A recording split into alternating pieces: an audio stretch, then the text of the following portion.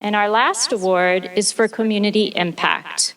This is a faculty-supported award, and it's given to students that demonstrate a high level of positive impact amongst their school and CSUMB community. This year, the award goes to Stevie Miles Gonzalez, an English teacher at Salinas High School, who will be presenting her thesis work entitled Cultivating Confidence: The Impact of Goal Setting and Self-Assessment on Self-Efficacy Among At-Risk Secondary Students in English Language Arts.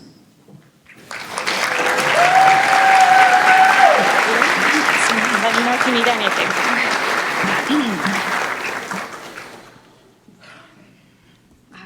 Hi, my name is Stevie Miles Gonzalez. And this spring, I conducted a quantitative two-group study to determine whether individual goal setting when paired with self-assessment could impact the self-efficacy of at-risk students in English language arts. And it worked. In simple terms, that just means that my goal-setting unit, a mini goal-setting unit, actually increased how much my students believed in their own capabilities in English class. I've been an educator for 5 years, and for all 5 years, I've taught in Salinas Union High School District at a Title I school. I'm a sophomore English teacher as well as the yearbook advisor, and so I have the pleasure and the privilege to have many students in my class over and over again, year after year. One thing that I've noticed in those 5 short years is the troubling amount of students who disappear before I get to see them walk at their graduation. Attrition rates in California are on the rise, and before I became an educator, I always thought that students dropped out because they were flunking out, failing academically, or they were antisocial and disengaged. But many of the students that I saw dropping out were students who had passed my class and were getting by in academics. They were students who hang out in my classroom before school, during lunch, after school, talking to their friends, and talking to me. So I didn't understand what was happening. From the first day that a parent enrolls their child in kindergarten, the ultimate end goal is high school graduation and a diploma. Imagine investing 10 or more years toward that goal and then quitting just before the finish line.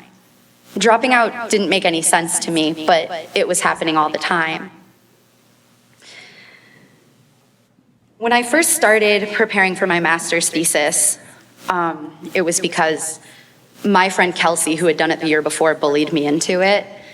But more than that, it was because I wanted to impact attrition in at-risk students. And there's a whole bunch of indicators that can cause a student to be identified as at risk of not graduating. Teaching at a Title I school where over 80% of our students are English language learners or late reclassifying English proficient, many students meet that criteria, whether it's because of language proficiency or drug or alcohol possession or abuse, incidents of alcohol on campus, elevated learning needs, or unstable and inconsistent housing situations.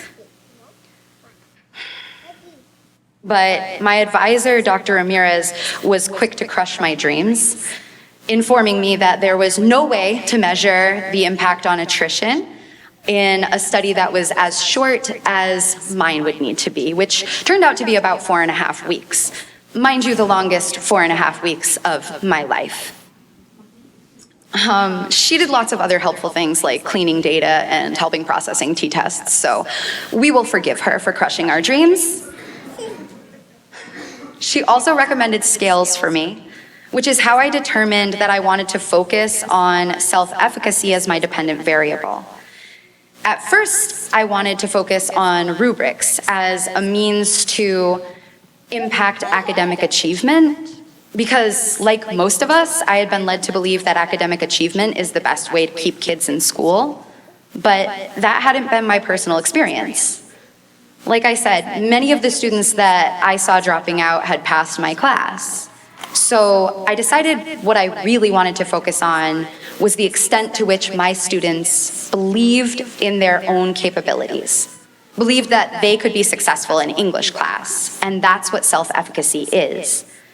What I learned is that self-efficacy has a mutually reciprocal relationship with motivation and academic achievement, meaning if we impact one, we impact the other or both others. And these are all three key indicators of secondary completion or successful graduation from high school.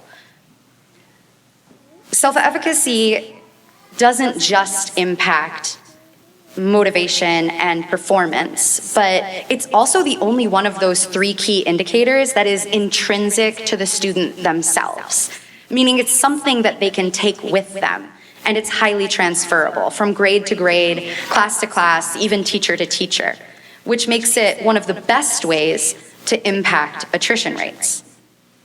I still wanted to specifically target at-risk students, but Dr. Ramirez worried that focusing on such a small population might limit the potential success of my study.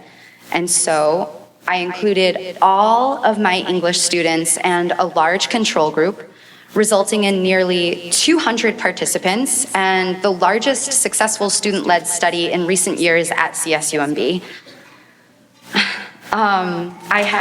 Thank you.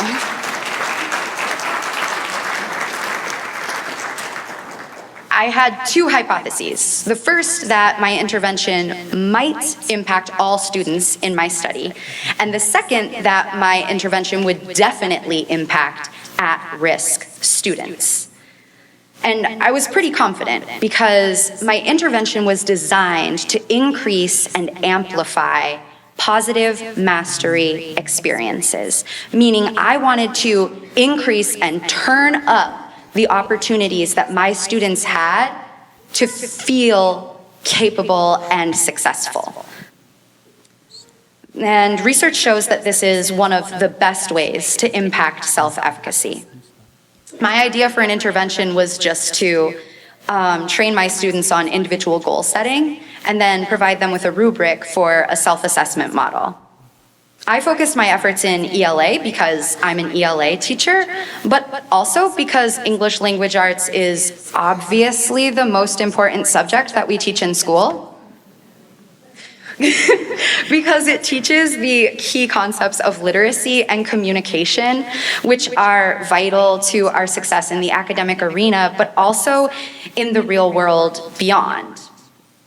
And because of that, it's the only core subject that is required all 4 years of high school in all public schools. This strategy was extremely engaging for my students because although they had to focus their goals in literacy and communication, they were still deciding where they wanted to focus their individual energy. What goal would best propel them toward success, understanding, or the grade that they wanted? They were setting their own goals, they were measuring their own success, and they didn't even need to achieve the goal to have a positive mastery experience. They simply needed to understand and appreciate their progress toward that goal. And it worked. At-risk students in my treatment group showed an increase in self-efficacy, a statistically significant increase. I believe this worked so well for at-risk students because their personal history shows a deficit in these types of mastery experiences. They've been shown that they are unsuccessful or incapable in academics time and time again. So this is a deficit that creates an opportunity. It's a cup that can be filled. And it's exactly the juice that these students need to rev up their confidence. Whereas students who have faced fewer challenges find their mastery experiences elsewhere. It's in your regularly scheduled assessments, feedback, and grades. But at-risk students often miss out on the opportunity to experience grades and feedback as positive mastery experiences. By providing them with this opportunity to pursue their own targets and assess their own progress towards success each week for 4 weeks, I was able to incrementally increase how much they believed in themselves. And this is huge, especially for at-risk students in our community. This has shaped my pedagogy because now I have this formula that I know can increase how much a kid believes in themselves. We've all had that one magic teacher, the magical teacher experience where one teacher is able to convince us, maybe for the first time, that we're worth it and that we can do it, and has us trying our hardest over and over again without fear or shame. And we all want to be that magical teacher. For many of us, that's the reason that we're here in this room tonight. But that's a one-off. It's a miracle. It can be a fluke. Now, here's this formula that says if I train my students in this particular goal-setting strategy and provide them with this rubric for self-assessment, I can increase how much they believe in their own capabilities a little bit. And that's data. My study wasn't just statistically significant, it also had a large effect size. Dr. Ramirez wants me to say large effect size. That means it had a meaningful and practical significance in my at-risk students. So, of course, I'm going to do it again. And if you'd like to read about it or try it, it is published here in the CSUMB library. And if I can click to the next slide, there's the research. So you know I didn't make it all up. Thank you.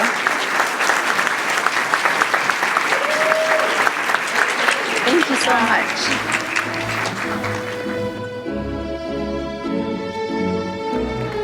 Stevie Miles Gonzalez.